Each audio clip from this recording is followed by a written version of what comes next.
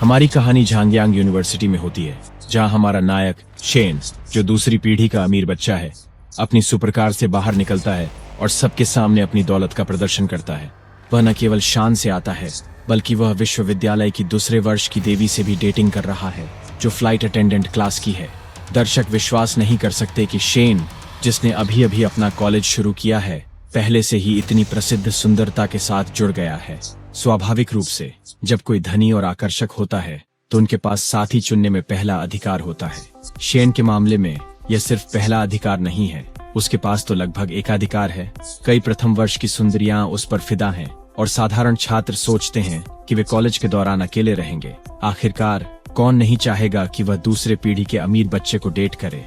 हालांकि शेन की फिजूल खर्ची वाली शानदार जीवन शैली, जिस पर सभी रश्क करते थे, उनके जूनियर वर्ष के दौरान अचानक खत्म हो जाती है। उनके परिवार की 3 यात्रा एजेंसियां दिवालिया हो जाती हैं, उन्हें 1 मिलियन का कर्ज छोड़कर। जो लोग कभी उन्हें बड़े भाई कहते थे और हर दिन उनके इर्द गिर्द रहते थे, अब उन्हें देखना भी नहीं चाहते। एक एक करके उसके पुराने मौसमी दोस्त गायब हो जाते हैं। उसे ऐसे नजरअंदाज करते हैं जैसे वह किसी बीमारी से ग्रसित हो। उसके माता पिता और बहन एक छोटे से किराए के अपार्टमेंट में धकेल दिए गए हैं और शेन, जो कभी लग्जरी कार में कॉलेज आता था, अब अपने आप को फिर से डॉर्म में लौटते हुए पाता है। जैसी स्थिति है, पहले की बेफिक्र जिंदगी अब चली गई है। उसे यह भी यकीन नहीं है कि वह अब एक अच्छी जिंदगी जी भी सकता है या नहीं। फिर एक और झटका आता है, उसकी गर्लफ्रेंड, जो रिश्ता तोड़ देती है उसके साथ। वह शेन से कहती है कि दोबारा संपर्क न करें और उम्मीद करती है कि वह एक और उपयुक्त साथी पाए। शेन हैरान है। 3 साल साथ रहने के बाद वह इतनी अचानक खत्म कर रही है, जो समझाती है कि उनके बीच कभी वास्तविक प्यार नहीं था और वे केवल सुविधा के लिए साथ थे। वह यह भी चेतावनी देती है कि उसे फिर कभी टिंग न कहे और सभी संबंध तोड़ने की इच्छा जाहिर करती है। इसके साथ ही वह अपनी दोस्त की कार में बैठ जाती है, जो उसे लेने आई है। शेन मुस्कुराने की कोशिश करता है और उसे रोकता है। उससे पूछता है कि क्या वह डिजाइनर बैग वापस कर सकती है जो उसने उसके लिए खरीदे थे, क्योंकि अब उसे उनकी जरूरत नहीं है। गुस्से में जो उसे बेहया कहती है, वह इशारा करती है कि उसने उसे बस कुछ घटिया बैग ही दिए और अब वह उन्हें वापस चाहता है। शेन शांति से जवाब देता है कि अगर वह उन्हें लौटाने से इनकार करती है तो वे वास्तव में अलग नहीं हो सकते। दांत भींचते हुए जो विस्फोट के लिए तैयार दिखती है, लेकिन कार में उसके साथी उसे परेशान न होने के लिए कहते हैं। बूढ़ा आदमी टिंग को कार में बैठने का इशारा करता है और फिर शेन से पूछता है कि क्या उसे एक सवारी। शेन इस बात से नाराज है कि यह आदमी उसे टिंग कहने की हिम्मत करता है, एक उपनाम जिसे उसने शेन को कभी उपयोग करने की अनुमति नहीं दी। वह सवारी को सख्ती से मना कर देता है, ये कहते हुए कि उसका हॉस्टल पास ही है। आदमी शेन को सलाह देता है कि वह ब्रेकअप को ज्यादा गंभीरता से न ले और यहाँ तक कि उसकी सुरक्षा के लिए उसे घर छोड़ने की पेशकश भी करता है। शेन संदेह करता है कि वे उसे मूर्ख समझते हैं, जोर देता है कि वह ठीक है। वो आदमी से कहता है कि जो वांटिंग एक अच्छी महिला है और भविष्य में उसकी देखभाल करने के लिए कहता है। Each your and. सभी पुरुषों को महिलाओं को सबसे अच्छा देना चाहिए। फिर अंतिम चोट के रूप में शेन वांटिंग की कुछ निजी पसंदें उजागर करता है। उसे ओकामोटो 001 पसंद है। कंडोम्स साधारण स्टॉकिंग्स को फैंसी वाले से ज्यादा पसंद करती हैं, क्योंकि वे अधिक आरामदायक होते हैं और बिस्तर में विशेष रूप से नर्स और पुलिस की वर्दी को पसंद करती हैं। क्रोधित होकर आदमी तेजी से रवाना हो जाता है। जब शेन उन्हें जाते हुए देखता है तो वह सोचता है कि जो ने अपने लिए सही निर्णय लिया है और आशा करता है कि उसका चुनाव उसे एक बेहतर जीवन की ओर ले जाए। जैसे ही वह अपने जीवन का पुनर्निर्माण करने के बारे में सोचता है, एक रहस्यमय सिस्टम विंडो उसके सामने प्रकट होती है। भ्रमित और चिंतित, वह सोचता है कि क्या वह मर रहा है या भ्रमित हो रहा है। विंडो बताता है कि यह एक परिपूर्ण जीवन प्रणाली है। अगर शेन महिला साथियों पर पैसे खर्च करते हैं तो उन्हें तिगुनी राशि वापस मिलेगी। प्रणाली एक समय सीमा वाला कार्य प्रारंभ करती है, उसे निर्देश देते हुए कि वह एक ऐसी महिला पर पैसे खर्च करे जो उपयुक्त उम्र की हो और जिसकी अनुकूलता स्तर 60 और उसकी प्रशंसा अर्जित करने के लिए। अगर वह सफल होता है तो उसका खर्च 3 गुना बढ़कर उसे वापस मिलेगा और अगर उसका आकर्षण 3 अंक बढ़ता है तो उसकी वापसी फिर से दुगनी होगी। एकमात्र शर्त यह है कि पैसे शेन की अपनी बचत या नकदी से होने चाहिए। शेन स्तब्ध है। ये सच है या सिर्फ एक मजाक, ये मानने के लिए अनिश्चित है। इससे पहले कि वह और कुछ सोच सके, उसकी टीचर ली शाओ उसे बुलाती है। उसने ब्रेकअप के बारे में सुना है और उसे कहती है कि इससे तनाव न ले। आखिरकार ये सिर्फ एक ब्रेकअप है। वह एक सांत्वना देती है, अगर ये खत्म हो गया है तो अगला बेहतर होगा। उसे ये प्रोत्साहन देती है कि वह जो से कहीं बेहतर किसी को पा सकता है। वो देखती है कि शेन विचलित लग रहा है। शेन को फिर एहसास होता है कि वह संख्याएं देख सकता है, जैसे कि एक लगाव स्तर प्रोफेसर ली के सिर के ऊपर तैर रहे हैं, और उसे एहसास होता है कि परफेक्ट लाइफ सिस्टम शायद वास्तव में हो सकता है। वास्तविक एक अजीब मुस्कान के साथ वह ली शाओ से कहता है कि वह ठीक है। उसकी मूड में सुधार देखकर वो उस स्कॉलरशिप का जिक्र करती है जिसके बारे में उसने पहले बात की थी और उसे मदद की पेशकश करती है अगर उसे इसकी आवश्यकता हो। दिलचस्पी रखते हैं। शेन प्रोफेसर ली को बताते हैं कि कुछ हजार युआन उनके परिवार के भारी कर्ज के मुकाबले समुद्र में एक बूंद की तरह है और यह स्कॉलरशिप किसी ऐसे व्यक्ति को देना बेहतर होगा जिसे वास्तव में इसकी जरूरत हो। प्रोफेसर ली सिर हिलाते हैं और शेन को आश्वस्त करते हैं कि अगर उन्हें कभी किसी समस्या का सामना करना पड़े तो भविष्य में, चाहे वह प्यार के बारे में हो या किसी और चीज के बारे में, वो कभी भी उसके पास आ सकता है। इसके साथ ही वह कक्षा में लौट जाती है। इस बीच शेन यह परीक्षण करने का निर्णय लेते हैं कि क्या वह वास्तव में परफेक्ट लाइफ सिस्टम के समय सीमित कार्य के माध्यम से तिगुनी वापसी प्राप्त कर सकते हैं प्रोफेसर ली पर पैसे खर्च करके। वह उन्हें रोकते हैं इससे पहले कि वह जाए, उन्हें अपनी चिंता के लिए धन्यवाद देते हैं और उसके लिए एक मिल्क टी खरीदता है। इसके बाद अपना फोन चेक करते हुए वह देखता है कि उसकी मूल शेष राशि 77 युआन थी। मिल्क टी पर 6 खर्च करने के बाद उसके पास 81 बचे। अचानक उसे 18 युआन की आय प्राप्त होती है जिससे उसकी शेष राशि 99 युआन हो जाती है। ये पुष्टि करता है कि रिफंड असली है। जब तक प्रोफेसर ली का स्नेह 60 से ऊपर रहता है, शेन उस पर खर्च कर सकता है और लगातार रिफंड प्राप्त कर सकता है। इस अवसर से उत्साहित होकर वह सोचने लगता है कि इसे अपने परिवार के कर्ज चुकाने के लिए कैसे इस्तेमाल किया जाए। अगर वह सही कदम उठाता है तो उसका परिवार पहले से भी अधिक अमीर हो सकता है। हालांकि उसके पास केवल 99 युआन का वास्तविक पूंजी है जो काफी नहीं है। अगले कुछ दिनों में वह सोने की छड़ें बेचकर 8000 युआन इकट्ठा करता है, 20,000 युआन और उधार लेता है, 21,585 युआन का व्यापार ऋण सुनिश्चित करता है और उसके पास अभी भी उसकी मूल 99 युआन है जिससे कुल मिलाकर 49,684 युआन होते हैं। वह प्रोफेसर ली को एक महंगा उपहार देने का फैसला करता है। चूंकि वह उसे एक दिवालिया परिवार का गरीब छात्र मानती है, उसे इसे स्वीकार करने का एक संभावित कारण चाहिए। वह ताज़ा वसंत संग्रह से 39,800 युआन का हैंडबैग चुनता है और योजना बनाता है कि प्रोफेसर ली से कहेगा कि उसने इसे नकली सौदे से लिया है, इसलिए यह बहुत महंगा नहीं पड़ा। बिना कोई समय गंवाए शेन प्रोफेसर ली के घर की ओर जाता है। उसे चिंता होती है कि हो सकता है उसका एक बॉयफ्रेंड हो, लेकिन वह फिर भी उसके दरवाजे पर दस्तक देता है। प्रोफेसर ली दरवाजा खोलती है, उन्हें देखकर हैरान होती है और पूछती हैं कि वह यहाँ क्या कर रहे हैं। शेन देखता है कि वह खाना बना रही है और जल्दी से माफी मांगता है कि उसने उनके घर में उन्हें परेशान किया। वह बताता है कि 3 साल से उन्होंने उसका ख्याल एक अच्छे शिक्षक की तरह रखा, लेकिन अब वह समझ पाया है कि उनका समर्थन कितना मूल्यवान रहा है। कृतज्ञता के छोटे से प्रतीक के रूप में वह उन्हें हैंडबैग देते हैं। प्रोफेसर ली तुरंत इसे कुछ महंगा पहचान लेती हैं और जोर देती हैं कि इसकी कोई आवश्यकता नहीं है। आखिरकार यह उनका काम है, अपने छात्रों का समर्थन करना, और वह सभी के साथ समान व्यवहार करती हैं। शेन उसे भरोसा दिलाता है कि यह केवल एक सस्ता नकली है जिसकी कीमत लगभग 2000 युआन है और उसे अपने खुद के परिवार की स्थिति की याद दिलाता है। वह कभी भी कुछ वास्तव में महंगा नहीं खरीद सकता। वह जोर देता है कि यह सिर्फ उसके आभार की एक छोटी सी निशानी है और उसे इसे स्वीकार करने के लिए कहता है। उनकी ईमानदारी को देखकर प्रोफेसर ली को एहसास होता है कि उपहार ठुकराने से शेन की भावनाओं को ठेस पहुंच सकती है, खासकर उनके हालिया संबंध समाप्त होने के बाद।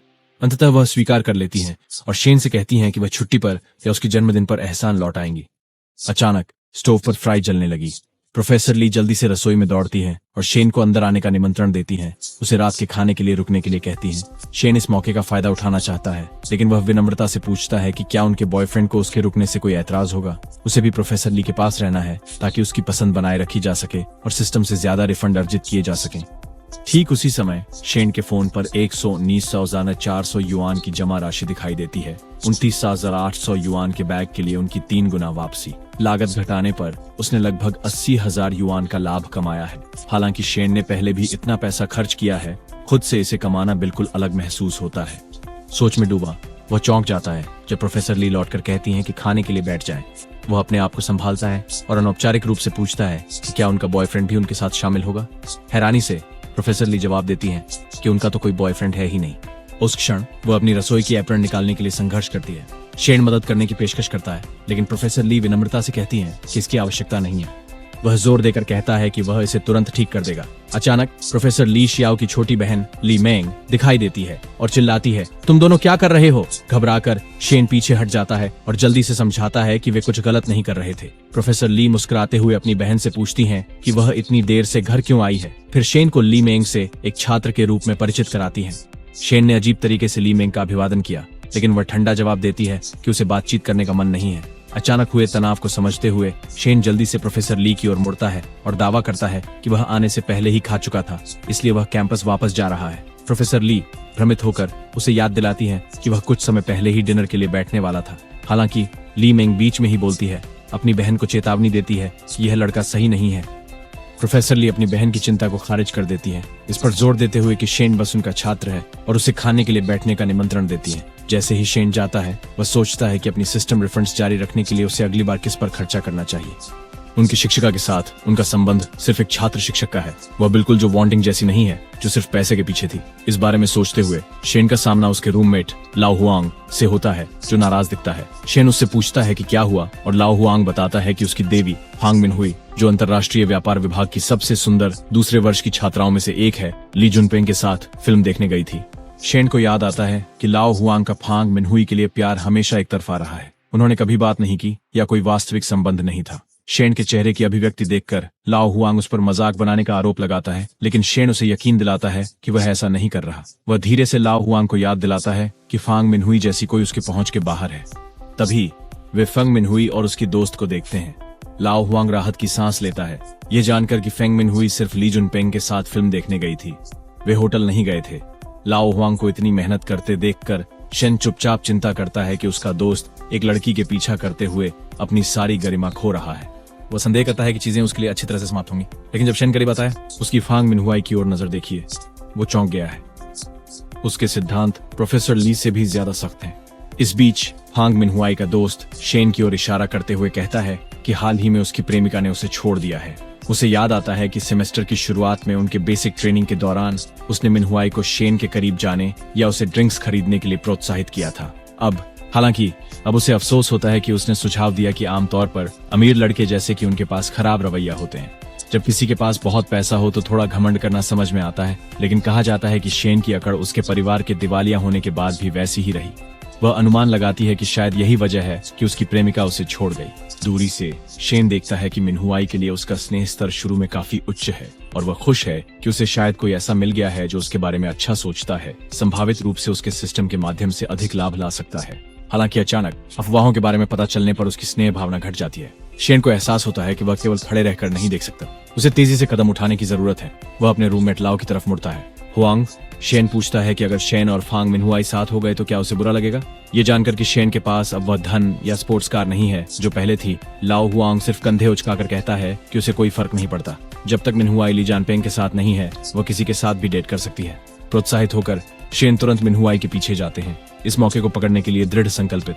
उसके पास पहुंचकर शेन उसका नाम पुकारते हैं। मिनहुई उसे देखकर शर्माती है, लेकिन उसकी दोस्त बीच में आकर पूछती है कि वह क्या चाहता है। शेन शांति से पूछते हैं कि क्या मिनहुई कल फ्री है। उन्होंने जिंग सुशी में एक टेबल बुक की है और वह चाहते हैं कि वह उनके साथ शामिल हो।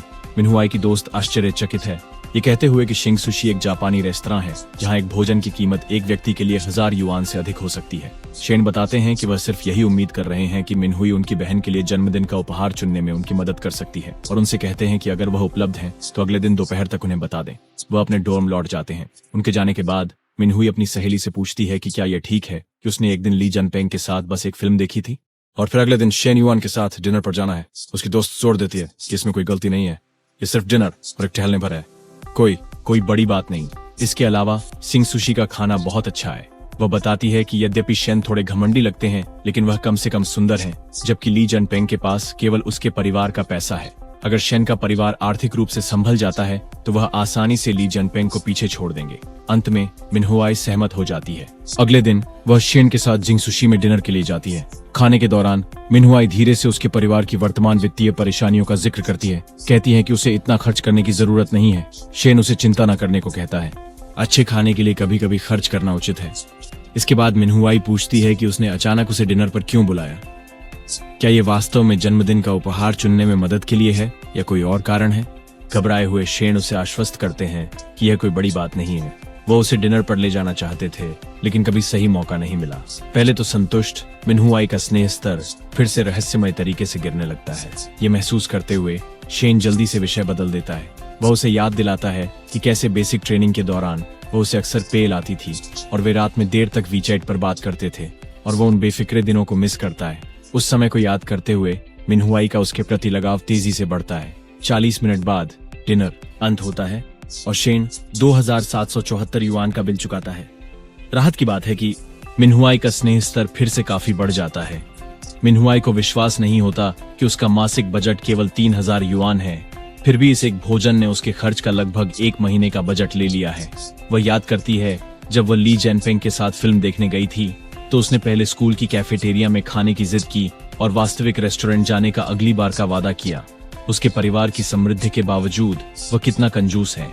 उसी समय शेन को एक सिस्टम नोटिफिकेशन मिलता है। उसने एक समय सीमित कार्य को ट्रिगर किया है। उसे विपरीत लिंग के एक व्यक्ति पर जिसका अनुराग स्तर 60 से ऊपर है पैसा खर्च करना होगा और उनकी प्रशंसा जीतनी होगी। यदि वह कार्य को सफलतापूर्वक पूरा करता है तो उसे जितना खर्च हुआ है उसका 3 गुना राशि वापस कर दी जाएगी। इसके अतिरिक्त उस व्यक्ति की अनुरक्ति में हर 3 अंकों की वृद्धि पर कुल रिफंड 2 गुना हो जाएगा। शेन देखता है कि मिनहुआई की अनुरक्ति का स्तर लगातार बढ़ रहा है और एक ही भोजन से जल्दी 10,000 युआन कमाने का विचार उसे उत्साहित करता है। इस बीच मिनहुआई खुद को अधिक खुश महसूस करती है। जितना अधिक वह शेन को देखती है उतना ही उसे पसंद करती है, भले ही इसका कुछ हिस्सा उसके पैसे की वजह से ही हो। वह शेन का हाथ पकड़ती है और उससे आग्रह करती है कि वे मॉल चलें और उसकी बहन के लिए एक उपहार चुनें। थोड़ी देर बाद वे एक शॉपिंग मॉल पहुंचते हैं। शेन जो वांटिंग और उसके नए बॉयफ्रेंड को देखता है। जो भी उसे देखती है हैरान है कि ब्रेकअप के बाद वह इतनी जल्दी किसी और के साथ बाहर है। उसका नया बॉयफ्रेंड चिढ़ जाता है। एक गरीब छात्र शेन जैसी जगह पर पैसे कैसे खर्च कर सकता है जब उसने खुद जो को जीतने के लिए इतने सारे बैग खरीदे हैं, और यहाँ शेन है कंगाल और पूरी तरह से शरण में होते हुए भी फिर भी महिलाओं को आकर्षित कर रहा है। फिर से जो को देखकर शेन शुरू में उनसे बचने के बारे में सोचता है, लेकिन जो का बॉयफ्रेंड उसे मजाक उड़ाने का मौका पकड़ लेता है। वह सभी को चलने का सुझाव देता है, अंदर ये बताते हुए कि विंडो शॉपिंग करने में कुछ खर्च नहीं होता है। बिना डरे हुए शेन समझाता है कि वह अपनी बहन के लिए एक उपहार खरीदने के लिए वहाँ है, बस इतना ही। जो का बॉयफ्रेंड हंसता है, उसे थोक बाजार आजमाने के लिए कहता है। ये मॉल निश्चित रूप से उसकी पहुंच से बाहर है। फिर जो मिनहुआई के पास आती है, उसे चेतावनी देती है कि वह शेन द्वारा धोखा खाया गया, जो उसके अनुसार अब एक धनी उत्तराधिकारी नहीं बल्कि सिर्फ एक गरीब छात्र है। शेन बीच में हस्तक्षेप करता है और कहता है कि उसने कभी किसी को धोखा नहीं दिया और जो को बकवास बंद करनी चाहिए।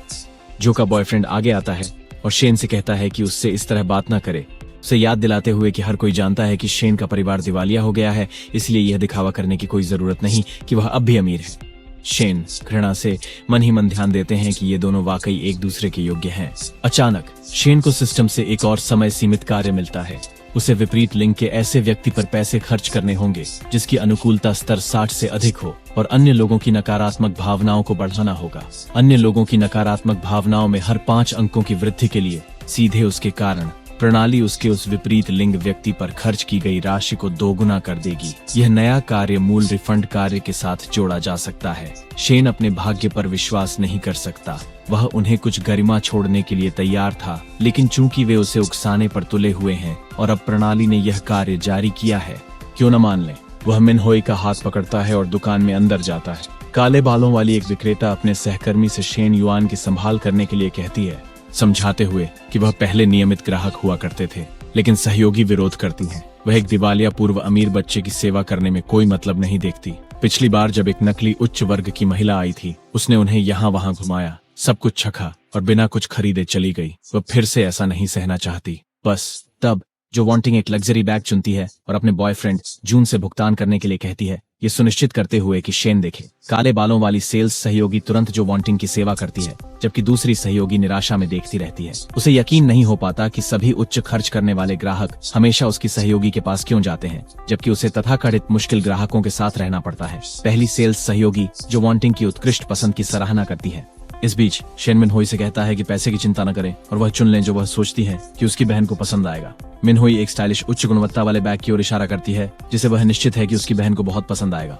हालांकि पास में खड़ी सेल्स एसोसिएट शेन को चेतावनी देती है कि बैग और उसके मिलते जुलते एक्सेसरीज की कीमत 50,000 युआन से अधिक है, जो किसी ऐसे व्यक्ति के लिए भारी रकम है जिसकी परिवार के दिवालिया होने की अफवाह है। दुकान के दूसरी तरफ जून पसीना पसीना हो रहा है। उसने सोचा था कि 20,000 युआन का बैग जो वांटिंग के लिए पर्याप्त होगा, लेकिन अब वह 100,000 युआन की पूरी सेट चाहती है, जो उसके कान में फुसफुसा कर कहती है कि उसे भुगतान करना होगा। आखिरकार शेन देख रही है और वह चाहती है कि जून अपने प्रेमी के रूप में अपनी ताकत दिखाए। समस्या यह है कि जून के कार्ड में पर्याप्त पैसे नहीं है। तभी शेन सेल्स एसोसिएट से कहती है कि वह दोनों बैग और अन्य मिस की सिफारिश वाली सहायक चीजें ले लेंगे। जॉ वांटिंग, जून, मिन हुई और शुरू में संशय में पड़ा सेल्स एसोसिएट दोनों दंग रह जाते हैं। घबराकर एसोसिएट कुल जोड़ता है और घोषणा करता है कि यह 1,31,000 युआन है। शेन मुस्कुराता है, याद करते हुए कि डिनर से रिफंड के बाद उसके पास बिल्कुल उतनी ही राशि बची है।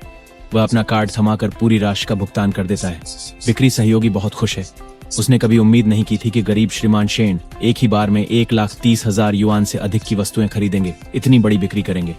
जो वांटिंग गुस्से में यह जानना चाहता है कि शेन को पैसा कहां से मिला। क्या वह दिवालिया नहीं होना चाहिए था? जून शेन पर आरोप लगाता है कि वह केवल दिखावा करने के लिए शायद उसने कोई आड़ लिया है। शेन जवाब देता है कि वे जो चाहें विश्वास कर सकते हैं। फिर सुझाव देता है कि जून जो को प्रभावित करने के लिए एक और बैग खरीद ले, यह बताते हुए कि 20,000 युआन कुछ भी नहीं होना चाहिए उस व्यक्ति के लिए जो कम से कम 6 लाख या 7 लाख कीमत की कार चलाता है। जो वांटिंग घूरते हुए जून से कहता है कि वह उस अहंकारी बच्चे को दिखाए कि असली बॉस कौन है। लेकिन जून, जिसने गुप्त रूप से अपनी लग्जरी कार को लोन पर खरीदा था, एक महत्वपूर्ण कॉल का बहाना बनाकर गुस्से में वहां से निकल जाता है। जो वांटिंग शेन को एक हिस्सा भरी नजर डालकर चेतावनी देता है कि वह अपनी देखभाल करे। इस बिंदु पर शेन की प्रणाली संकेत देती है कि काम के लिए आवश्यक नकारात्मक भावना स्तर लक्ष्य तक पहुंच चुके हैं। आगे बहस करना होगा व्यर्थ है। उसने पहले ही शर्त पूरी कर ली है। फिर शेन मिनहोई को एक लग्जरी बैग देने का प्रस्ताव करता है, जो शुरू में मना कर देती है, यह कहते हुए कि यह बहुत महंगा है। शेन जोर देता है कि यह कुछ नहीं है, बस उन सभी बुरी बातों के लिए एक छोटा सा माफीनामा है जो उसे सहनी पड़ी। अनिच्छा से मिनहोई स्वीकार कर लेती है। वह उलझन में है कि क्या ये उपहार शेन की बहन के लिए नहीं होने चाहिए थे। शेन सहजता से खुद को अलग करते हुए कहते हैं कि उन्हें संदेह है कि उनकी बहन को ये विशेष शैलियां पसंद आएंगी और इसके अलावा वह उसे खर्च करने के लिए डांटेगी और फिर उनके माता पिता को बता देगी। वह कबूल करता है कि वास्तव में उसने ये बैग मिनहोई के लिए ही दिए थे। मिनहोई शर्मा जाती है, चिंतित कि इतना कुछ स्वीकार करने से वह लालची लग सकती है। शेन उसे बताता है कि ज्यादा न सोचे, ये तो बस शुरुआत है और उनके पास आगे बहुत समय है। अंत में मिनहोई सब कुछ स्वीकार करने के लिए तैयार हो जाती है। उसी समय प्रणाली शेन को सीमित समय के कार्य को पूरा करने के लिए एक बधाई संदेश भेजती है। यह दिखाता है कि उसने 15 नकारात्मक भावना अंकों का निर्माण किया, जो खर्च की गई मात्रा से 3 गुना है, और एक महिला पर खर्च करने के लिए ट्रिपल रिफंड के साथ, जिसका अनुराग 60 से ऊपर है, कुल रिफंड 6 गुना बढ़ गया है। उसके बैंक खाते में 7,86,000 युआन प्राप्त हुए। शेन मिनहोई का हाथ पकड़ते हुए सोचता है, मिनहोई अब मेरी सोने का अंडा देने वाली हंस है। मुझे उसकी अच्छी देखभाल करनी चाहिए और उसके स्नेह स्तर को घटने नहीं देना चाहिए। फिर वह सुझाव देता है कि वे आगे बढ़े। स्कूल वापस जाना है क्योंकि देर हो रही है। हालांकि वह उसके साथ अधिक समय बिताना चाहता है। वह जानता है कि चीजों को स्वाभाविक रूप से आगे बढ़ने देना सबसे अच्छा है। बाद में लड़कों के छात्रावास में शेन ली जनपेंग से मिलता है, जो अपने दोस्तों को फांग मिन्हो के बारे में शेखी बघार रहा है। उसके दोस्त ली जनपेंग से जश्न मनाने और उन्हें रात्रि भोज कराने की गुजारिश करते हैं। ली जनपेंग सहमत हो जाता है, पूरे वर्ग को आमंत्रित करने और एक बड़ी पार्टी आयोजित करने का फैसला करता है, मुख्यतः शेन को जलाने के लिए। शेन को इसकी बिल्कुल परवाह नहीं है। वह बस अपने कमरे में वापस चला जाता है। वहां पहुंचने पर उसके दोस्तों में से एक उसे ली जानपेंग के शेखी बघारने के बारे में और बताता है। जाहिर है ली जानपेंग ने जब उनके कोर्स की हसीना को फिल्म दिखाने ले गया था, अब वह चाहता है कि स्कूल में हर कोई जान जाए। शेन जवाब देते हैं कि चिंता मत करो। वह मानते हैं कि मिनहोई दोबारा ली जानपेंग के साथ नहीं जाएगी। उसका दोस्त हंसते हुए कहता है कि मिनहोई पिछली रात ली जानपेंग के साथ फिल्म देखने गई थी और कौन जानता है उसके बाद क्या क्या हुआ हो सकता है। इसके अलावा उसने आज ली जानपेंग से मिलने के लिए सहमति नहीं दी, जिसका मतलब हो सकता है कि वह अभी भी उसे सोच रही है। शेन बेफिक्र रहता है। उसे पूरा यकीन है कि मिनहोई ली जानपेंग को नहीं चुनेगी। फिलहाल शेन के पास वैसे भी पर्याप्त पैसे हैं, तो वह अपने घर जाने का निर्णय करता है। अगले दिन शेन युआन के घर पर शेन के चाचा याओडे शेन के माता पिता से मिलने आते हैं। शेन के पिता अपने चाचा से कहते हैं कि वे बातचीत के दौरान एक पल रुकें। यह पता चलता है कि चाचा याओडे यहाँ शेन के परिवार को दिए गए पैसे की वापसी की मांग करने आए हैं। उनका दावा है कि उन्हें आने वाले दिनों में अपनी खुद की खर्चों को पूरा करने के लिए इसकी सख्त जरूरत है। शेन की मां गुस्से में आ जाती है, उन्हें याद दिलाते हुए कि जब उनके पास अपनी कार वॉश शुरू करने के लिए पैसे नहीं थे, तो उन्होंने उन्हें 3 लाख युआन उधार दिए बिना वापसी के लिए दबाव डाले। फिर भी अब क्योंकि परिवार ने हाल ही में संकट के दौरान उनसे 2 लाख युआन उधार लिए थे, वह बार बार पैसे के लिए उन्हें परेशान कर रहे हैं। शेन के पिता अपनी पत्नी को शांत करने की कोशिश करते हैं, ये सुझाव देते हुए कि शायद उनके भाई को वास्तव में अपनी कठिनाइयां हैं। हालांकि शेन की मां जवाब देती है कि उन्होंने याओडे चाचा की पत्नी से बात की, जिन्होंने कहा कि उनके यहाँ कोई भी जरूरी खर्चे नहीं है। अंकल याओडे जोर देते हैं कि कर्ज चुकाना सामान्य है और अगर वे अजनबी होते तो परिवार पहले ही आक्रामक आड़न वसूली तरीकों का सामना कर चुका होता। शेन की मां इस बात पर क्रोधित हैं कि वह उन्हें हिंसक वसूली उपायों की धमकी देने तक जा सकते हैं, जबकि उन्होंने अतीत में उनकी इतनी मदद की है। बहस को बढ़ते देख शेन के पिता अपनी पत्नी से कहते हैं कि वह अपने सोने के गहने बाहर लाएं, उन्हें बेच दें और परिवार के कर्ज चुकाने के लिए राशि का उपयोग करें। शेन इस दृश्य को देखते हुए अचानक एक सिस्टम सूचना प्राप्त करता है। एक समय सीमित कार्य है परिवार या व्यक्तिगत कर्ज चुकाने का। यदि वह इस कार्य को पूरा करता है तो जो राशि वह चुकाएगा वह वापसी के रूप में दोगुनी हो जाएगी। इसके अलावा जब वह पहली बार 2 लाख युआन चुकाएगा तो उसे विशेष रूप से एक लग्जरी कार खरीदने के लिए 1 मिलियन युआन का विशेष इनाम मिलेगा। शेन हैरान और राहत महसूस करता है। यह काम इससे बेहतर समय पर नहीं हो सकता था। भले ही सिस्टम ने उसे नहीं बताया होता, उसने पहले ही उस दिन अपने परिवार का वित्तीय बोझ कम करने की योजना बनाई थी। इसी बीच शेन की माँ वह सभी आभूषण इकट्ठा करती हैं जो शेन के पिता ने उन्हें कभी दिए थे। चाहे समय कितना भी कठिन हो, उन्होंने उन्हें पहले कभी नहीं बेचा। हालांकि उनकी कीमत केवल कुछ हजार युआन है, लेकिन वह उनके लिए अमूल्य है। जब वह गहनों को ध्यान से देखती हैं, तो उन्हें 2 सोने की अंगूठियां गायब मिलती हैं। वह और उनके पति सोचते हैं कि क्या वह अंगूठियां शिफ्टिंग के दौरान खो गईं। कमरे के बाहर शेन उनकी बातचीत सुनता है और शर्मिंदा महसूस करता है। ये वही था जिसने कॉलेज के पहले साल में उन 2 सोने की अंगूठियों को लिया और बेच दिया था, क्योंकि उसके पास जो कि पसंद का बैग खरीदने के लिए पैसे नहीं थे। तब मैं वास्तव में बेवकूफ था, वह सोचता है। वह अंदर आता है और अपने माता पिता से कहता है कि उसके पास वह पैसे हैं जो उन्हें चाहिए। उसके माता पिता उस पर विश्वास नहीं करते, ये कहते हुए कि उसे मजाक नहीं करना चाहिए। वे उसे उनकी परिस्थिति की गंभीरता याद दिलाते हैं और उससे अपनी जेब खर्च के पैसे से कैंपस कैफेटेरिया कार्ड रिचार्ज करने के लिए कहते हैं। लेकिन शेन जोर देता है कि वह सच कह रहा है। इसे साबित करने के लिए वह अपने पिता के बैंक खाते में एक राशि ट्रांसफर करता है। 2 लाख युआन देखकर उसके माता पिता चौंक जाते हैं और पूछते हैं कि यह पैसा कहाँ से आया। शेन उन्हें सिस्टम के बारे में नहीं बता सकता, इसलिए वह एक कहानी बनाता है। पहले उसे अच्छी खासी पॉकेट मनी मिलती थी, जिसे उसने एक दोस्त के साथ क्रिप्टो करेंसी में निवेश किया, कभी छुआ तक नहीं, और हाल ही में यह 10 गुना बढ़ गई। उसके माता पिता बहुत खुश हैं। इस राशि से वे अंकल याओडे का कर्ज चुका सकते हैं और कुछ दबाव कम कर सकते हैं।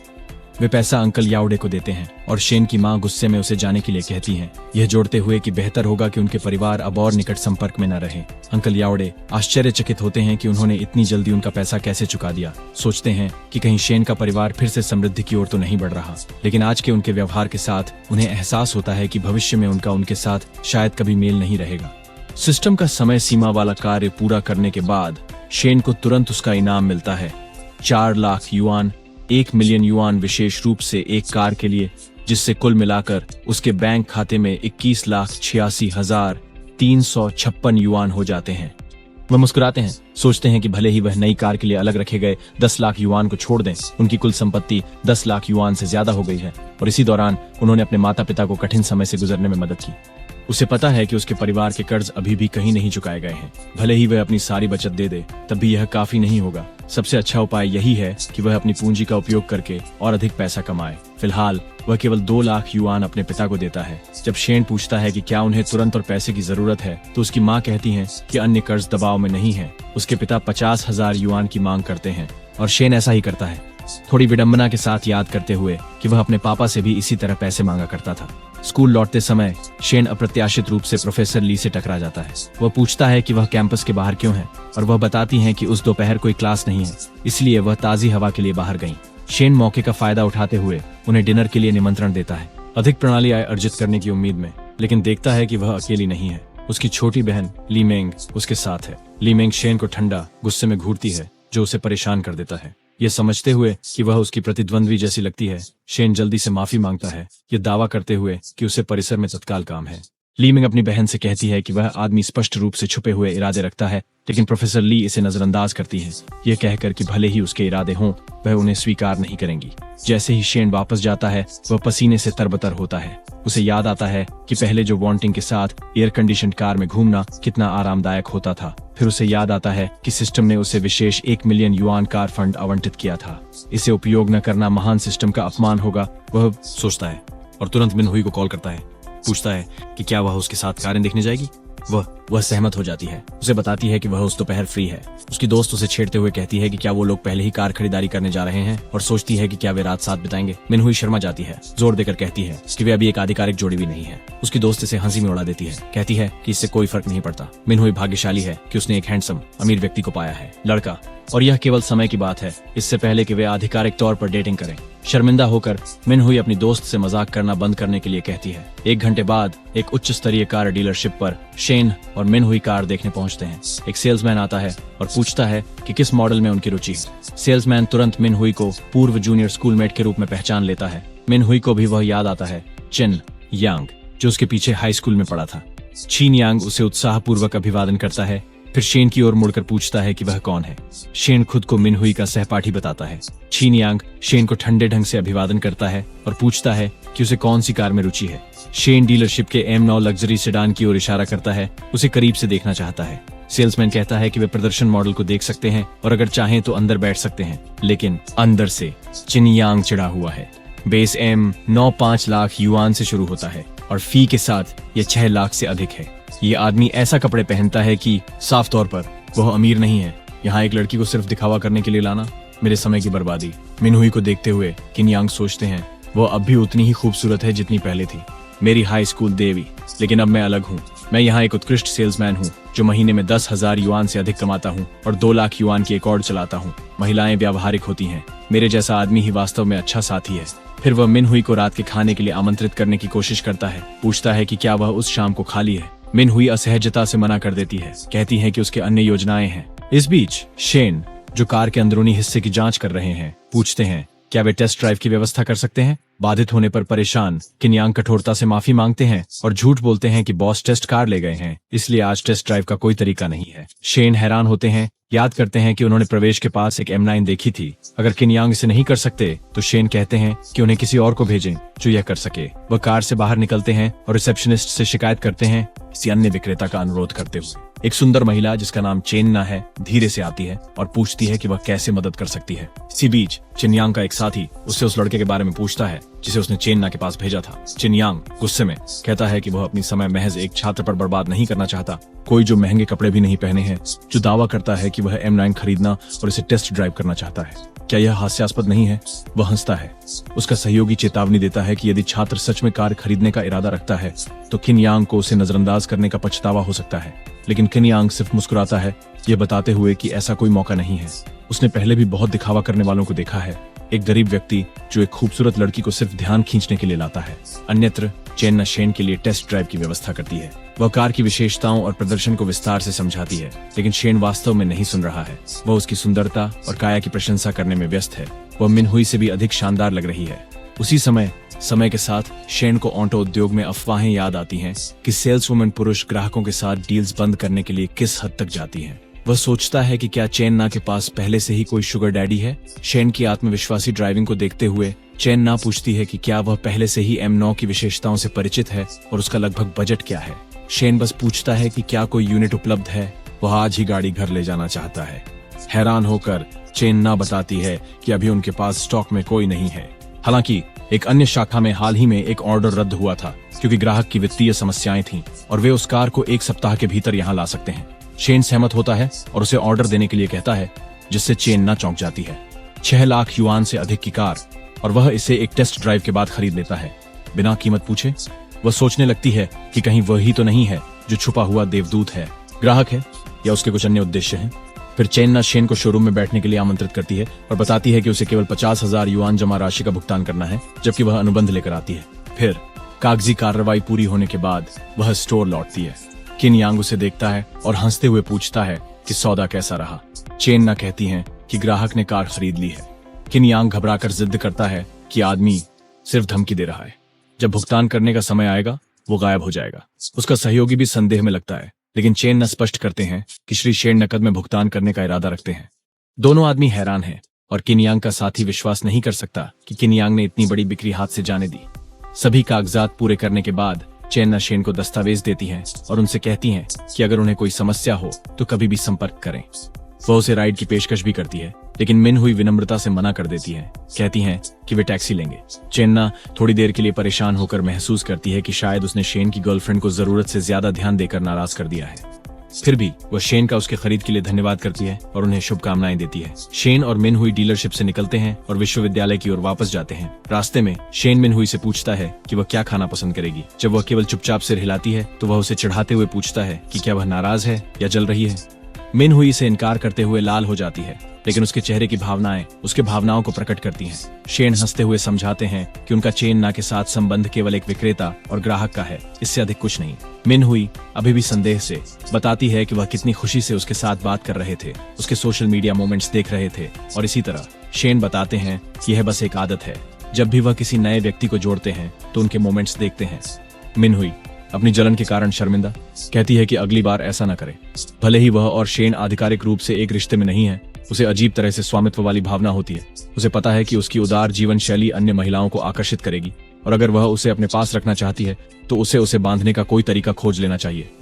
उसकी चिंता को समझते हुए शेन वादा करता है कि वह अधिक विचारशील रहेगा। फिर वह सुझाव देता है कि वे कुछ खाने के लिए बाहर चलें और कोई उपहार लेने के लिए मॉल चलें।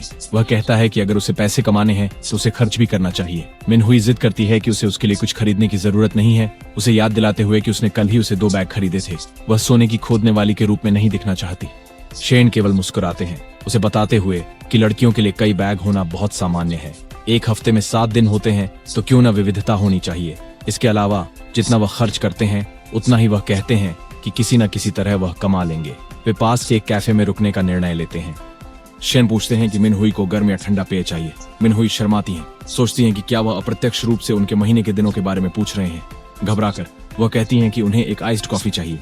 शेन उसके हाव भाव से उलझन में खुद से सोचता है कि उसका दिमाग कहीं अजीब जगह भटक रहा है। उसे यह भी याद आता है कि पिछले 2 महीनों में उसने ज्यादा पैसे खर्च नहीं किए हैं जब से उसकी आखिरी मुलाकात जो वांटिंग के साथ हुई थी, और उसे अधिक खर्च करने की चाहत लग रही है। फिर वह तय करता है कि इस गलत फहमी को थोड़ा और बढ़ाना मजेदार हो सकता है। 3 घंटे बाद खाने और कुछ खरीदारी करने के बाद शेन और मिन हुई वापस चले गए। मिन हुई शेन की उदारता से हतप्रभ थी। केवल 2 दिनों में उसने उस पर लगभग 1,40,000 युआन खर्च किए थे, जिसमें से 80,000 युआन उसने आज ही खर्च किए। इस बीच शेन को एक सिस्टम अधिसूचना मिली जिसमें 12 मई को सुबह 11:29 पर 2,52,000 युआन जमा होने की पुष्टि हुई, जिससे उसका मौजूदा बैलेंस 22,54,256 युआन हो गया। जितनी जल्दी उसकी भरपाई हुई, उससे उत्साहित होकर उसने टिप्पणी की कि सिस्टम की डबल रिफंड सुविधा वास्तव में मजाक नहीं थी। उसने अभी अभी अपने पिता को 50,000 युआन दिए थे और कार की जमा राशि के लिए 50,000 युआन का भुगतान किया था, और यह सब तुरंत वापस आ गया।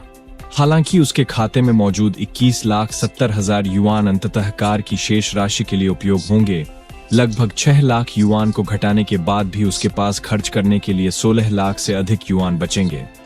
उसने मिन हुई की ओर देखा और प्रस्ताव दिया, कैसा रहेगा अगर आज रात तुम अपने डॉर्मेटरी में वापस न जाओ?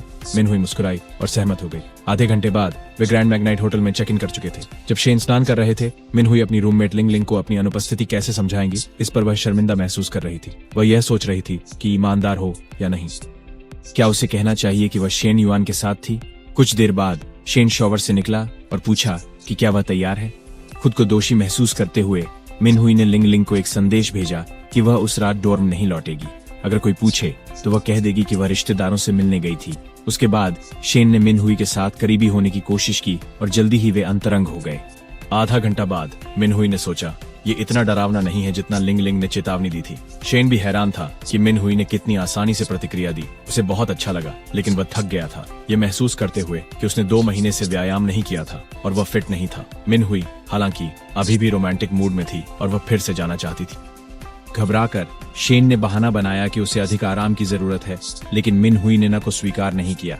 अगले दिन सुबह सुबह शेन चुपके से अपने हॉस्टल लौट आया। सबसे पहले उसने विभिन्न ऐप्स से लिए गए अपने सभी आर्न चुका दिए।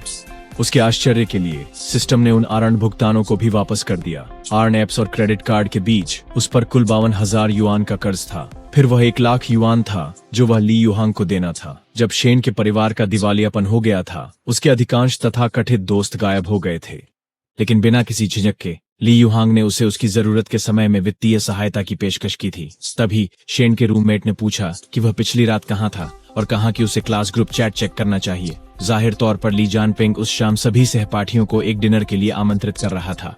क्लास मॉनिटर ली जानपेंग की नई खरीदी हुई कार दिखाने के लिए उसे आयोजित करने में मदद कर रहा था। शेन के रूममेट ने नोट किया कि अगर वे जाते तो उन्हें ली जुनपेंग के गपशप को सहना पड़ेगा।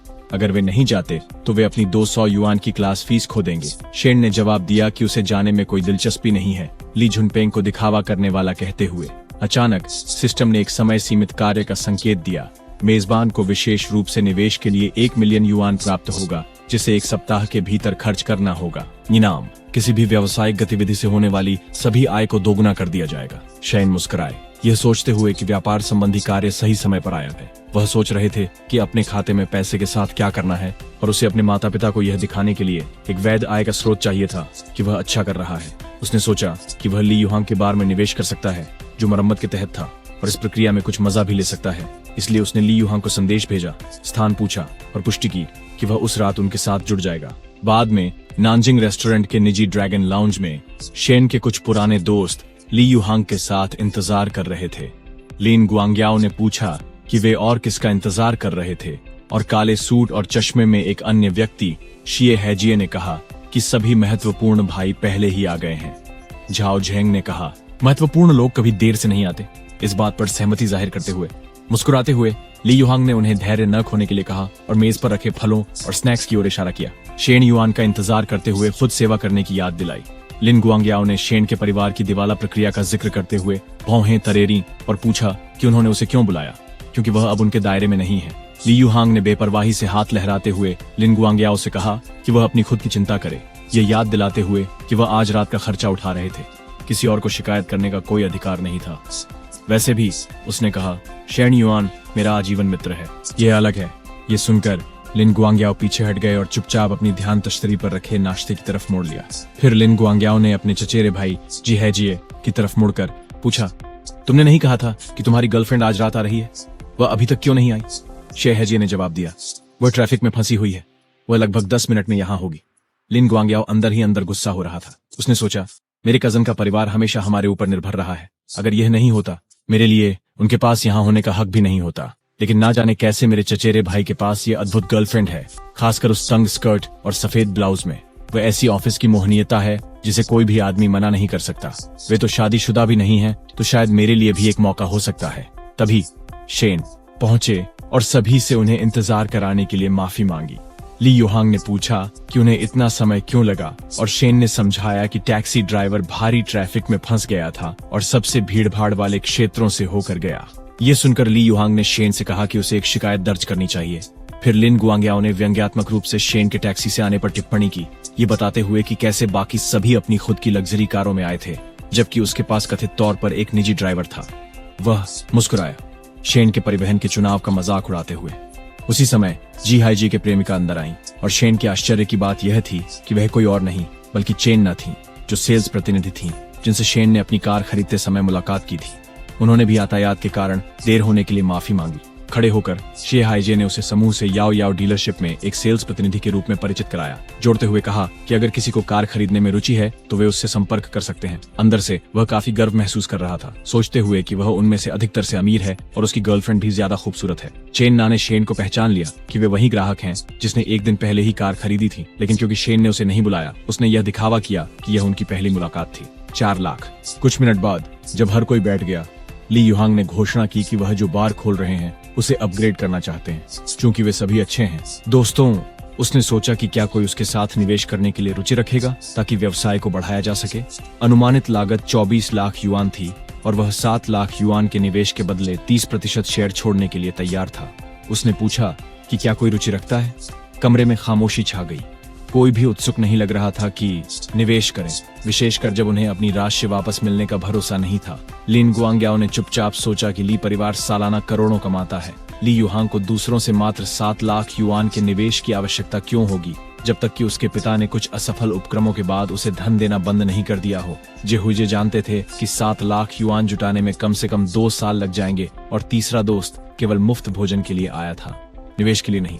निराश महसूस करते हुए ली युहांग बोले, अचानक सभी इतने चुप क्यों हो गए? हम सब ने साथ में डिनर किया है। कम से कम मुझे बताओ अगर आप रुचि नहीं रखते। अगर आप निवेश नहीं करना चाहते तो बस कह दो। लिन गुआंग्याओ ने जवाब दिया, मुझे नहीं लगता कि आपको वास्तव में निवेशकों की जरूरत है। अगर यह सिर्फ नकदी प्रवाह की समस्या है तो हम में से हर कोई कुछ हजार रुपए देकर आपकी मदद कर सकता है और आप खोल सकते हैं जगह, और फिर आप जब पैसे कमाना शुरू करें तो हमें वापस कर सकते हैं।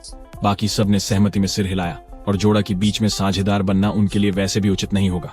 इसके अलावा उन्होंने देखे थे उसके पिछले उद्यम, जैसे कि हॉट पॉट रेस्टोरेंट और केटीवी, जो दोनों असफल रहे थे। अब वह एक चिल बार खोलना चाहता था, और उन्हें लगा कि यह भी सिर्फ एक और पैसे की बर्बादी हो सकती है। उनमें से कुछ ने यह भी सोचा कि अगर लिन गुआंगयाओ के पास पैसा है तो वह इसे निजी तौर पर उधार दे सकता है। बाकी सभी को इसमें क्यों घसीटना? वे सभी जेब खर्च के लिए अपने परिवार पर निर्भर थे, क्योंकि यह था ली युहांग हतोत्साहित था। वह केवल अपने तथाकथित भाइयों के साथ साझेदारी कर व्यापार करना चाहता था, न कि पैसा उधार लेना या कर्ज में डूब जाए। फिर भी यहाँ वे उसके साझेदारी के विचार को महज एक आरण में बदल रहे थे। समझौता।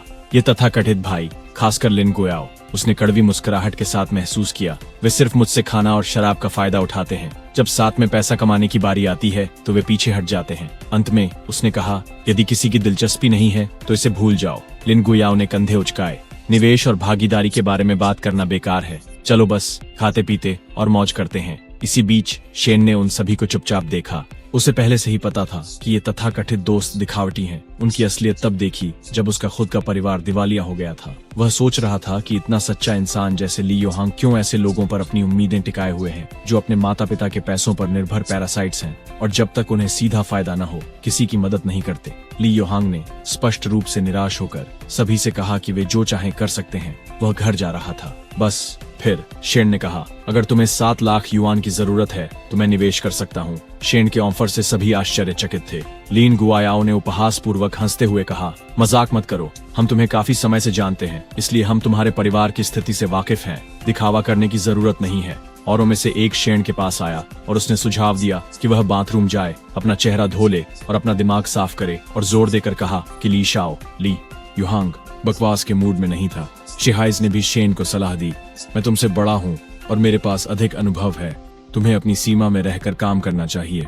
का मतलब है, बड़ी बातें करने का कोई मतलब नहीं है। लिन गुआओ ने भी अपनी बात में शामिल होते हुए कहा, ये मत भूलो कि तुम यहाँ कैसे आए। जो व्यक्ति टैक्सी से आता है उसे निवेश की बात नहीं करनी चाहिए। पास खड़ी चेन न भ्रमित महसूस कर रही थी। शेन साहब ने कल ही 6 लाख युआन की कार खरीदी है। सभी उन्हें धोखेबाज क्यों मान रहे हैं? हालांकि वह शेन के पक्ष में बोलना चाहती थी, लेकिन उसे चिंता थी कि बाहरी व्यक्ति के रूप में हस्तक्षेप करना अनुचित हो सकता है। अचानक शेन ने ली युहांग से अपना फोन चेक करने को कहा। मैंने पहले ही तुम्हारे खाते में 7 लाख युआन ट्रांसफर कर दिए हैं, शेन ने कहा। स्तब्ध। ली युहांग ने अपना बैंकिंग ऐप खोला। वास्तव में वहां एक नोटिफिकेशन था जिसमें बताया गया था कि उसके खाते में 7 लाख युआन जमा हो चुके थे। लिन गुआओ ने ली युहांग की चकित आंखों को देखा और पूछा कि क्या हो रहा था। जवाब में ली युहांग ने उसे फोन दिखाया। लिन गुआओ के मुंह से आवाज नहीं निकली। शेन ने वास्तव में 7 लाख युआन स्थानांतरित किए थे। साइड से देख रही चेन न हैरान रह गई, स्थिति इतनी अचानक कैसे बदल गई। अन्य दोस्तों में से एक ने जब लिन गुआओ के कांपते हाथों को देखा तो उनसे पूछा कि वे इतने विचलित क्यों दिख रहे थे।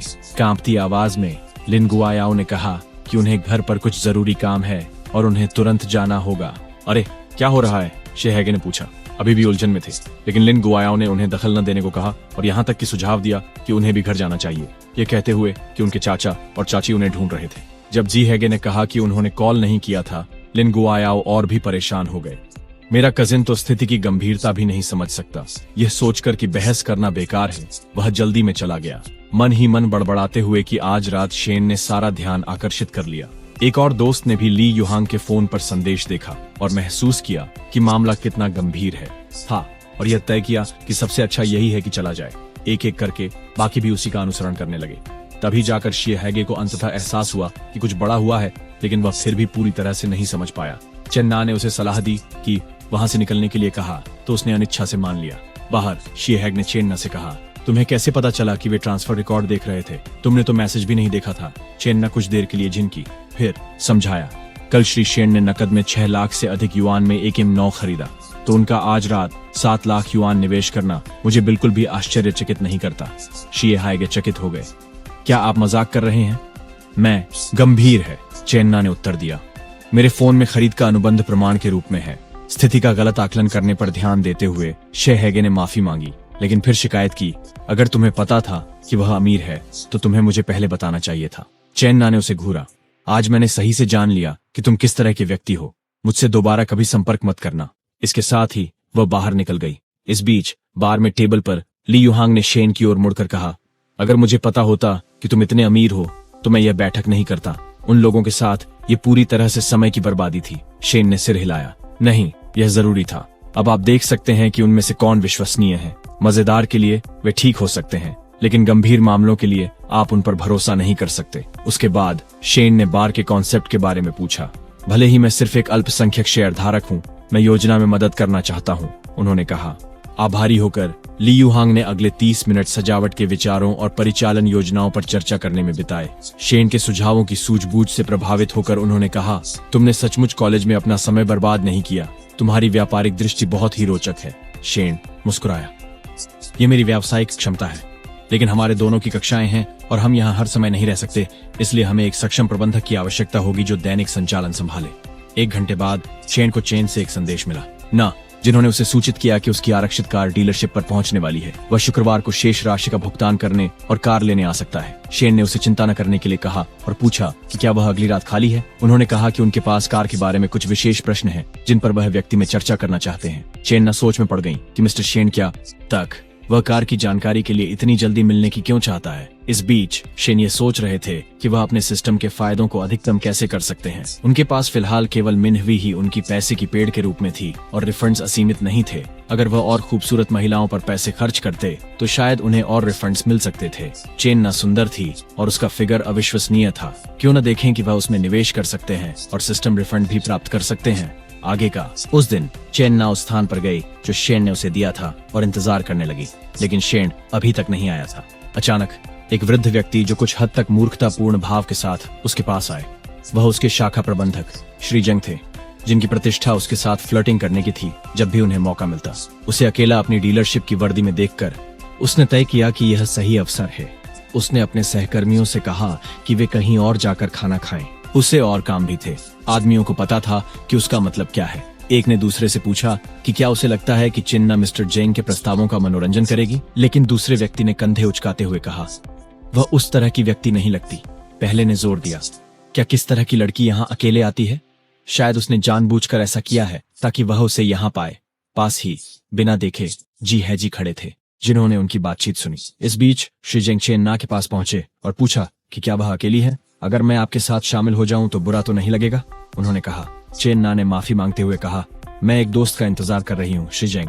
मुस्कुराते हुए मिस्टर जेंग ने खुद से कहा, वो अब भी मुश्किल दिखा रही है, और ऊंची आवाज में बोले, इससे कोई फर्क नहीं पड़ता कि आप किसी दोस्त का इंतजार कर रही हैं। आपके वरिष्ठ के रूप में मैं आपके साथ बैठ सकता हूँ, चलिए साथ खाना खाएं। चेन्ना ने गुस्से में विनम्रता पूर्वक मिस्टर जेंग का प्रस्ताव ठुकरा दिया और उन्हें उचित दूरी बनाए रखने को कहा। उन्होंने उन्हें याद दिलाया कि उनका पहले से एक परिवार है और उन्हें ऐसा नहीं करना चाहिए। मिस्टर जेंग ने बिना डरे कहा कि अगर वह उसकी पत्नी के बारे में चिंतित हैं, तो वह चेन्ना के लिए उससे तलाक ले लेंगे। इसी बीच दूसरे हिस्से में मॉल में जी है जी गुस्से में इधर उधर घूम रहा था। चेन्ना के इनकार से खफा था।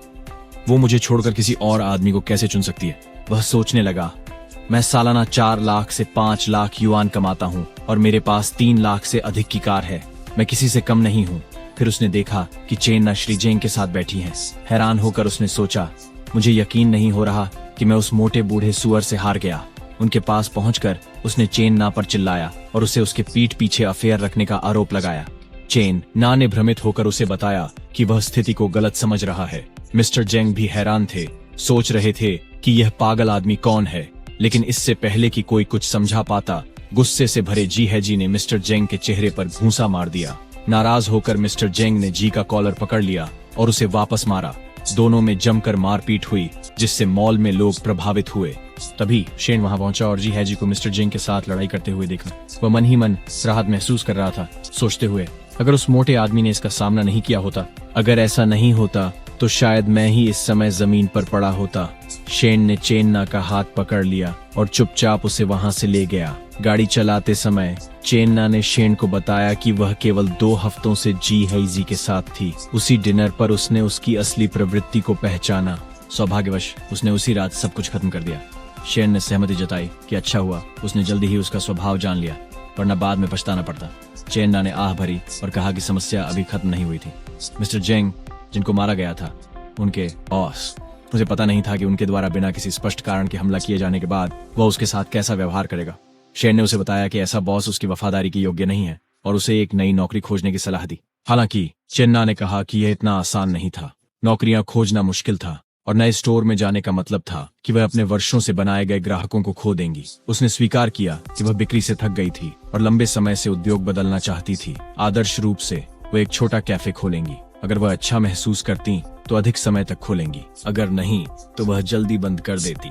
यह सही लगता था, लेकिन एक कैफे खोलने में 3 लाख से 4 लाख युआन के बीच खर्च आता और उसे नहीं पता था कि वह इतनी बचत कब कर पाएगी। ये सुनकर शेन ने उससे कहा कि अगर वह सचमुच कैफे खोलना चाहती है तो उसे पैसे की चिंता नहीं करनी चाहिए। वह निवेश करने को तैयार था। ली यूहेंग के बार में मैंने जो 7 लाख डाले हैं, उसने सोचा। मैंने अभी अभी अनन्य निवेश निधि में 3 लाख युआन प्राप्त किए हैं। चेन्ना को अभी भी यकीन नहीं था कि वह गंभीर है, तो उसने मजाक में कहा कि अगर वह सच में कैफे के लिए पैसा लगाने का सोच रहे हैं तो वह तुरंत अपनी नौकरी छोड़ देगी और उनके लिए काम करेगी। शेन ने गंभीर भाव से कहा कि वह कल ही इस्तीफा दे दे। उसने कैफे खोलने के लिए 3 लाख युआन निवेश करने का वादा किया और वह उसके लिए इसे प्रबंधित करेगी। चौंक गई। चेन्ना ने सोचा कि क्या उसने सही सुना है, जबकि शेन को एक नए पैसे के पेड़ को विकसित करने की संभावना पर उत्साह की लहर महसूस हुई। चेन्ना चौंक गई। उसने शेन से पूछा कि क्या वह गंभीर है या सिर्फ मजाक कर रहा है। शेन मुस्कुराया और उसे आश्वासन दिया कि वह पूरी तरह से गंभीर है। क्या तुम मेरे लिए काम नहीं करना चाहती? जैसे ही कैफे शुरू होगा मैं तुम्हें 12,000 युआन महीना दूंगा और बोनस भी। अगर 3 महीनों के बाद कैफे अच्छा करता है तो मैं तुम्हें 2 लाख युआन की एक कार दूंगा। चेन्ना आश्चर्यचकित थी और शेन के इस उदार प्रस्ताव को विश्वास करना कठिन लग रहा था। कोई बिक्री का दबाव नहीं, सिर्फ 3 महीनों के लिए काम और एक कार, और उसकी वार्षिक आय 3 लाख युआन से ज्यादा हो जाएगी। हालांकि उसके मन का एक छोटा सा हिस्सा चिंतित था कि शेन के गुप्त उद्देश्य हो सकते हैं। शायद वह उसे निजी कारणों से अपने पास रखना चाहता था। उसने उससे कहा कि सिर्फ उसके लिए इतनी मेहनत करना उचित नहीं है। उसकी पेशकश जितनी भी लुभावनी लग रही थी, वह पिंजरे में बंद एक चिड़िया नहीं बनना चाहती थी और निश्चित रूप से किसी की तीसरी सवारी भी नहीं। शेन मुस्कुराया और उसे इतना न सोचने के लिए कहा। उसने बताया कि वह कैफे की एक श्रृंखला खोलने की योजना बना रहा था और यह पहला सिर्फ एक पायलट प्रोजेक्ट था। उनके संबंध, उन्होंने जोर देकर कहा, केवल बॉस और कर्मचारी के होंगे, कुछ और नहीं। चेन्ना शर्मा गई और शेन से कहा कि उसे विचार करने के लिए कुछ समय चाहिए। तभी शेन को मिन हुई से एक संदेश मिला, जिसमें उसने पूछा कि क्या वह आज रात खाली है और सुझाव दिया कि वे ठंडा पेय लेने बाहर जाएं। शेन मिन हुई की असीम ऊर्जा को देखकर थोड़े हैरान हुए। ने वापस जवाब दिया कि वह आएंगे। फिर उन्होंने चेन्ना की ओर रुख किया। उसे बताया कि उनके पास कुछ और काम है और वह जा रहे हैं। उन्होंने उससे कहा कि वह इसे ध्यान से सोचे और एक बार निर्णय लेने पर उन्हें बताए। बाद में ग्रैंड मैग्नेट होटल के कमरे 808 में शेन ने प्रवेश किया और देखा कि मिन हुई ने पीछे से उन्हें पकड़ लिया और कहा कि उसने उन्हें कितना याद किया। अचानक उसने उसके ऊपर दूसरी औरत की खुशबू महसूस की। शेन ने आसपास देखा, समझते हुए कि यह शायद चेन्ना की कार में बैठने और उसकी परफ्यूम से आ गया होगा। मिन हुई ने उसे दूर धकेल दिया, यह जानने की मांग की कि वह उसके पीठ पीछे अन्य महिलाओं से क्यों मिल रहा था। शेन ने उसे गले लगा लिया, जोर देकर कहा कि यह एक गलत फहमी थी, कि वही एकमात्र है जिसके लिए वह वास्तव में परवाह करता है। उसने समझाया कि जो सुगंध अभी भी रह गई है वह कार डीलरशिप पर महिला बिक्री कर्मचारियों से आ सकती है, जहां वह पहले कुछ कागजी कार्य संभाल रहे थे। वे सेल्स वुमन ग्राहकों को आकर्षित करने के लिए बहुत परफ्यूम लगाती थी। मिन हुई ने उनकी स्पष्टीकरण को स्वीकार किया, मैं सदौर तो मज़जान रोर, लेकिन उससे कहा कि अगर वह कभी किसी और महिला के साथ बाहर जाता है तो उसे पहले बता दे और किसी भी ज्यादा दोस्ताना सेल्स गर्ल से दूरी बनाए रखे। शेन ने सहमति में सिर हिलाया। हालांकि अंदर से वह जानता था कि वह पूरी तरह से एक ही पैसे के पेड़ से नहीं चिपक सकता। उसके सिस्टम की जरूरी कार्यों के लिए उसे विभिन्न महिलाओं पर पैसे खर्च करने की आवश्यकता थी ताकि वह कमा सके। रिफंड्स, जिससे सिर्फ एक व्यक्ति पर ध्यान केंद्रित करना असंभव हो गया। गलतफहमी दूर हो जाने के बाद मिन हुई ने शेन से कहा कि वह शॉवर लेने जा रही है और उसे इंतजार करने के लिए कहा। हालांकि शेन ने उसे पीछे से पकड़ लिया और उसे बिस्तर पर पटक दिया, ये कहते हुए कि उसे पहले साफ सफाई करने की जरूरत नहीं, वह उसे जैसी थी वैसे ही पसंद करता था। उन्होंने किस किया और अपना अभ्यास शुरू किया। 2 घंटे बाद में मिन हुई अभी भी संतुष्ट नहीं थी और जारी रखना चाहती थी, लेकिन शेन ने थकान महसूस की। उसने मिन से कहा कि वह तब तक इंतजार करे जब तक वह शॉवर ले ले, शिकायत करते हुए कि वह पसीना पसीना और असहज महसूस कर रहा है। एक बात शेन ने महसूस की कि मिन हुई के पास जो वांटिंग से कहीं अधिक ऊर्जा थी। जहाँ मिन हुई खुश और ऊर्जा से भरी लग रही थी, वहीं वह पूरी तरह से थक चुका था। इस तरह के व्यायाम ने मिन हुई की उसके प्रति स्नेह को काफी बढ़ा दिया। पिछला समय, उसकी निकटता एक ही रात में 6:40 तक पहुंच गई और इस बार 2 राउंड के बाद यह हिट 90। जब मिन हुई का सहानुभूति स्तर 90 तक पहुंच गया, शेन को सिस्टम से एक सूचना मिली कि उसने सहानुभूति कार्य पूरा कर लिया है और उसे 1 मिलियन युआन की लॉटरी पुरस्कार मिली। टिकट और एक नई कौशल जिसका नाम रूथलेस एक्स पावर था। शेन आश्चर्यचकित था, लेकिन साथ ही बहुत खुश भी। 1 मिलियन युआन की लॉटरी टिकट के साथ वह अपने अचानक की संपत्ति को अधिक आसानी से समझा सकता था और इसका उपयोग अपने परिवार के कर्ज चुकाने के लिए कर सकता था। वह इस कौशल के बारे में और भी उत्साहित था। रूथलेस एक्स पावर के साथ वह मानता था कि वह भविष्य में पूरी तरह से मिन हुई पर हावी हो सकता है। अब से वह उसे नियंत्रित नहीं कर पाएगी। वह उसके नियंत्रण में होगी। जैसे ही शेन ने कौशल को सक्रिय किया, उसने अपने अंदर एक शक्तिशाली ऊर्जा का संचार महसूस किया। उसकी मर्दानगी फिर से मजबूत हो गई और उसके पूरे शरीर में एक नई ताकत की लहर फैल गई। विपरीत लिंग के साथ 90 का अनुरक्ति स्तर प्राप्त करने के इनाम अद्भुत हैं, उसने सोचा। ऐसा प्रतीत होता था कि प्रणाली उसकी आवश्यकताओं के अनुसार लाभ प्रदान करती है। उसे यह भी एहसास हुआ कि 90 के अनुरक्ति स्तर तक पहुंचना कितना मुश्किल था। ली शिव ने 60 को पार कर लिया था, लेकिन मिन हुई के स्तर से मेल खाने के लिए उसे लंबा सफर तय करना होगा। जहाँ तक चेन न की बात है, उसकी लंबी टांगों और काले मोजों के साथ वह भी 60 से अधिक थी, लेकिन उसे एक बार में एक ही कदम उठाना होगा। वह निश्चित नहीं था कि वो अगली बार कब देखेगा कि कोई और महिला 90 सहानुभूति स्तर पर पहुंचेगी या कौन से नए पुरस्कार उसे मिल सकते हैं, लेकिन फिलहाल उसने चिंता न करने का फैसला किया। महत्वपूर्ण था सिस्टम द्वारा दिए गए शक्ति की परीक्षा। मिन हुई की ओर बढ़ते हुए, जो उसकी अचानक ऊर्जा से हैरत में थी, शेन ने हंसकर कहा कि वह शावर लेने से पहले और अभ्यास करना चाहता था। इस बीच शहर के दूसरे छोर पर चेन्ना के घर में चेन्ना अपने दोस्त कियान से फोन पर बात कर रही थी। उसने कियान को बताया कि एक युवा व्यक्ति ने उसे दुकान खोलने में मदद के लिए कुल 3 लाख युआन की पेशकश की है। साथ ही 3 महीने के बाद 2 लाख युआन की कार का वादा भी किया है। क्या वह मुझे रखना चाहता है? और उसकी पहले से ही एक गर्लफ्रेंड है। चेन्ना ने चिंता की। कियान ने मजाक में पूछा कि क्या चेन्ना मजाक कर रही है या उसने किसी ठग से सामना किया है। चेन्ना ने जोर देकर कहा कि यह था असलियत थी। उसने शेन से कई बार मुलाकात की थी और उसने उसके साथ एक कार भी खरीदी थी। यह सुनकर कियान ने पूछा कि उसकी उम्र कितनी है, यह बताते हुए कि उनकी डीलरशिप पर ज्यादातर खरीदार मध्यम आयु के पुरुष होते हैं। चेन्ना ने जवाब दिया कि वह केवल 21 साल का था, जिससे कियान चौंक गई। इतनी छोटी उम्र में लग्जरी कार, साथ ही वह सुंदर भी था। कियान ने चिढ़ाया कि इतना धनी, युवा और सुंदर लड़का एकदम सही लगता है। क्यों हिचकिचा रही हो? लेकिन चेन्ना चिंतित थी कि शेन उससे 5 या 6 साल छोटा था। चेन्ना को आश्वासन दिया कि कुछ साल बड़ा होना कोई बड़ी बात नहीं है। एक कहावत है कि अगर महिला 3 साल बड़ी हो तो वो सोने की ईंट गले लगाने जैसा है। इस मामले में ये 2 सोने की छड़ें हो सकती हैं। चेन्ना ने अपनी दोस्त को यह भी याद दिलाया कि शेन की पहले से ही एक गर्लफ्रेंड है। चेन ने इसे नजरअंदाज कर दिया, कहकर कि गर्लफ्रेंड और पत्नी एक जैसी नहीं होती और उन हालात में ये महत्वपूर्ण नहीं था। फिर भी कोई फर्क नहीं पड़ता। जब चेन्ना ने विरोध जारी रखा तो चेन ने मजाक में पेशकश की कि अगर वह बहुत अनिर्णायक थी तो वह उस छोटे करोड़पति को उससे ले लेगी, यह जोड़ते हुए कि वह एक पल में अपने प्रेमी से ब्रेकअप कर लेगी। कॉल समाप्त करने के बाद चेन्ना अपने खिड़की पर खड़ी होकर बाहर देख रही थी और शेन के प्रस्ताव के बारे में सोच रही थी। वह अभी भी उलझन में थी, सोच रही थी कि उसे अंततः क्या निर्णय लेना चाहिए। 40 मिनट बाद ग्रैंड मैग्नेट होटल में मिन हुई वहां लेटी थी, पूरी तरह से संतुष्ट, शेन से कहते हुए कि वह पहले जैसा नहीं था, बहुत मजबूत। शेन मुस्कुराए और पूछा कि क्या वह खुश थी। मिन हुई शर्माई, यह सोचते हुए कि वे 40 मिनट से थोड़े अधिक में 2 बार व्यायाम कर चुके थे। शेन झुके और धीरे से कहा कि अगर उसे इतना पसंद है तो एक और राउंड कर सकते हैं। घबराई हुई मिन हुई ने पूछा कि क्या वास्तव में उसके पास सहन शक्ति है। शेन मुस्कुराए, उसे याद दिलाते हुए कि उसने नृत्य सीखा था और इस बार उसे नेतृत्व करने के लिए आमंत्रित किया। हालांकि शर्मिंदा, मिन हुई सहमत हुए और उन्होंने देर रात तक अपना व्यायाम जारी रखा। अगले दिन जब फंग मिन हुन स्कूल वापस लौटी, शेन अभी भी नींद में था। उसकी कोई सुबह की कक्षा नहीं थी और अचानक उसे वह लॉटरी टिकट याद आया जो उसे सिस्टम से मिला था। विजेता नंबरों से मिलाते हुए उसे यह जानकर झटका लगा कि उसने 68 लाख युआन जीते थे। खुशी से भरकर वह बिस्तर से कूद पड़ा और अपने माता पिता को यह अच्छी खबर बताने के लिए दौड़ा।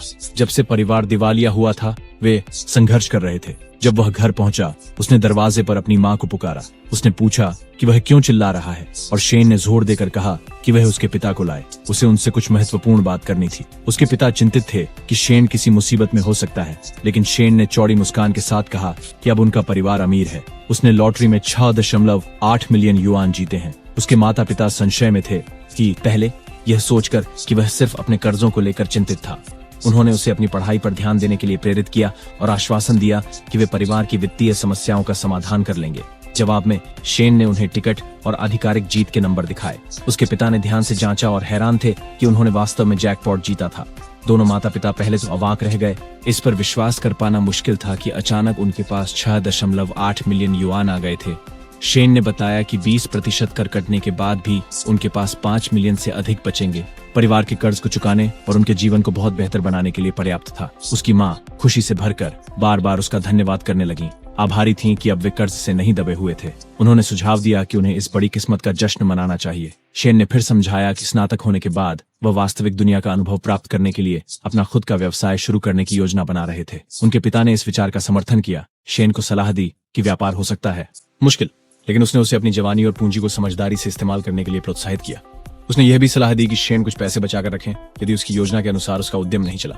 शेन सहमत हुए, कहा कि वे खुद के लिए केवल 10 लाख युआन लेंगे और बाकी अपने माता पिता को उनके अनुसार इस्तेमाल करने देंगे। वे खुशी खुशी सहमत हो गए। उससे वादा किया कि वो जो भी फैसला करेगा वो उसका समर्थन करेंगे। चेन ना के कार्यस्थल पर उनके बॉस श्री जेंग ने उन्हें अपने कार्यालय बुलाया और मॉल में हाल ही में हुई घटना के बारे में स्पष्टीकरण की मांग की। चेन ना ने समझाया कि उन्होंने उस व्यक्ति से बहुत पहले ही रिश्ता तोड़ दिया था और अब उनका उससे कोई लेना देना नहीं है। अगर वह चोट लगी थी तो उसे खुद दोषी का सामना करना चाहिए। श्री जेंग ने इसे स्वीकार करने से इनकार कर दिया, ये जोर देते हुए कि अगर वह नहीं होती तो वह आदमी उस पर हमला नहीं करता। सच्चाई तो यह थी कि वह इस घटना का उपयोग उस पर कुछ पकड़ हासिल करने के लिए करना चाहता था। हालांकि चेन ना दृढ़ बनी रही, यह बताते हुए कि उसने उसे चेतावनी दी थी कि उस दिन उसकी एक तारीख है। फिर भी उसने उसके साथ बैठने पर जोर दिया। श्री जेंग सिर्फ मुस्कुराए और उसे जिद्दी कहा। उन्होंने उस पर पिछली दोपहर अपनी पोस्ट छोड़ने और ग्राहकों को अनदेखा करने का आरोप लगाया। फिर घोषणा की कि वह उसे महीने भर के लिए ग्राहक सेवा कर्तव्यों से निलंबित कर रहे हैं। उन्होंने कहा कि उसने अपनी गलती पर विचार करने के लिए कहा। गुस्से में चेन ना ने पलटकर कहा कि उसने जाने की अनुमति मांगी थी, लेकिन मिस्टर जेंग ने बस हंसकर उसे याद दिलाया कि वह जनरल मैनेजर हैं और उनके पास जो चाहें वह करने की अधिकार है। यह महसूस करते हुए कि उसे अपने कमीशन खोने होंगे और उसे केवल 1200 युआन का मूल वेतन मिलेगा, जो उसके किराए को पूरा करने के लिए बिल्कुल पर्याप्त नहीं है, चेन ना का गुस्सा फूट पड़ा। उसने मिस्टर जेंग से कहा कि उनकी पोजीशन उनके सिर पर चढ़ गई है और अगर जरूरत पड़ी तो वह नौकरी छोड़ देगी। चिंतित होकर श्री जेंग खड़े हुए और उसे पुनर्विचार करने का आग्रह किया। फिर भी उसने घोषित किया कि अब सोचने के लिए कुछ नहीं बचा है। वह इस बेकार नौकरी से तंग आ चुकी थी। आधे घंटे बाद उसने शेन को संदेश भेजकर बताया कि उसने नौकरी छोड़ दी है और पूछा कि क्या उनका पिछले दिन का प्रस्ताव अभी भी लागू है। शेन ने उससे उस नर्क से बचने पर बधाई दी और एक उज्जवल भविष्य की ओर कदम बढ़ाते हुए उन्होंने कहा कि उसे कुछ स्थानों की तलाश शुरू करनी चाहिए। यदि उसे कोई उपयुक्त स्थान मिला तो वे साथ मिलकर आगे बढ़ेंगे। इसी बीच शेन प्रोफेसर ली से मिलने गए, जो अपनी ऑफिस की चीजें हटाने में व्यस्त थीं। अकेले ले जाने के लिए सामान बहुत ज्यादा था, इसलिए उन्होंने शेन से मदद मांगी। उन्होंने क्लास मॉनिटर से पूछने की योजना बनाई थी, लेकिन वह छुट्टी पर था। शेन ने खुशी खुशी मदद की पेशकश की। एक भारी फाइलिंग कैबिनेट की ओर इशारा करते हुए पूछा कि क्या उसे भी हटाने की जरूरत है। प्रोफेसर ली ने सहमति में सिर हिलाया, यह बताते हुए कि जबकि वह किताबों और सामान को खुद संभाल सकती थी, मेज और कैबिनेट बहुत भारी थे। उसने उसे बताया